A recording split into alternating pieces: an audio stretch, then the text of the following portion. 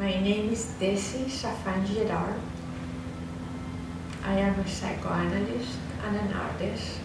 I trained as a psychologist first, and I began to paint with my PhD training at UCLA.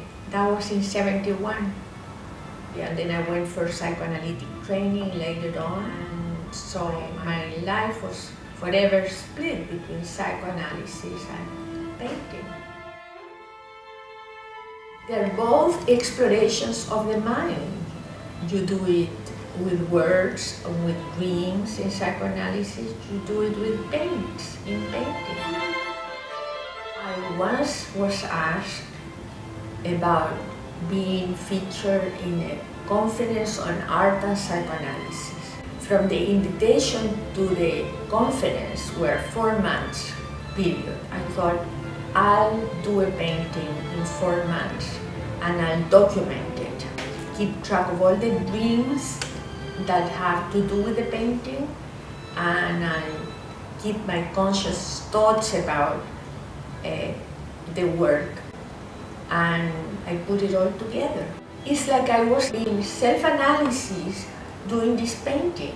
I was so amazed at the reaction of the people. They came and they surrounded me at the end, and they were all in tears.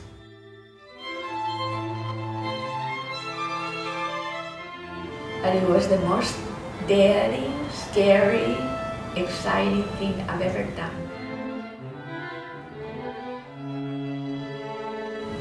Creativity is the capacity to draw from the inside of the mind and put it out there in music or in writing, painting.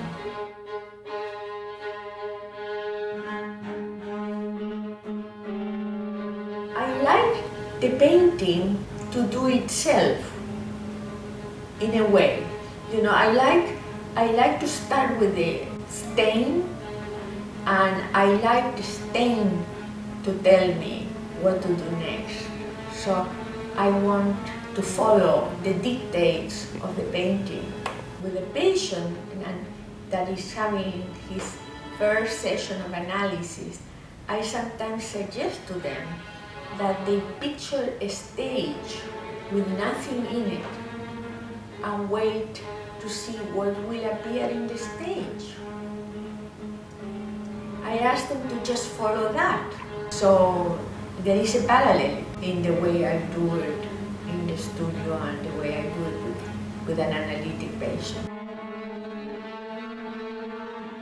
This is one of the first paintings that I did in '71. This is the kind of work I used to do to develop your line, because your line is you. You are your line. This is one of my favorite paintings because my granddaughters came once to the studio and they were doing their painting. This time they were not happy and they really tore it up. So I thought those pieces were precious, so I saved them. And about 2 years later, I decided to use them in this collage. This was a series of paintings I did in '93. My son saw them and he thought that they were like tombstones. I realized that they had to do with the death of my father. This is the painting where my mentor, Tom Buru, suggested that I put a red spot around here.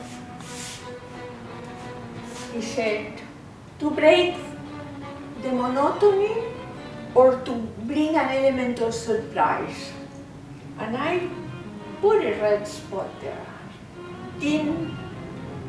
I didn't like it at all.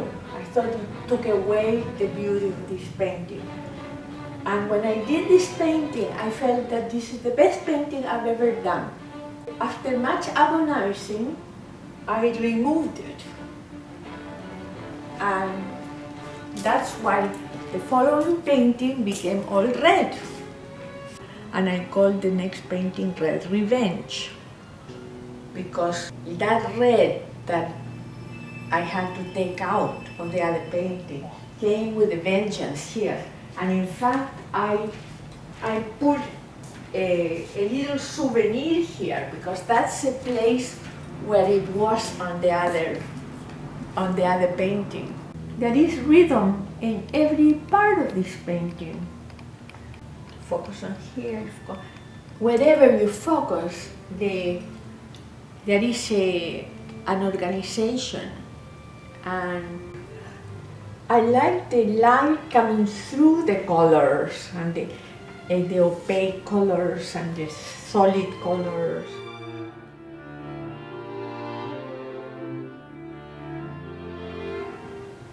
I like light. I don't expect people to feel a particular emotion with the painting, but I would like them to respond to the rhythm in it. The legacy I would like to leave behind is a body of work that can be enjoyed in some kind of venue. I hope this book that I'm doing on creativity is going to be a legacy. My art meant and still means everything to me. And to see a person develop as a result of psychoanalysis is a treasure, is fantastic.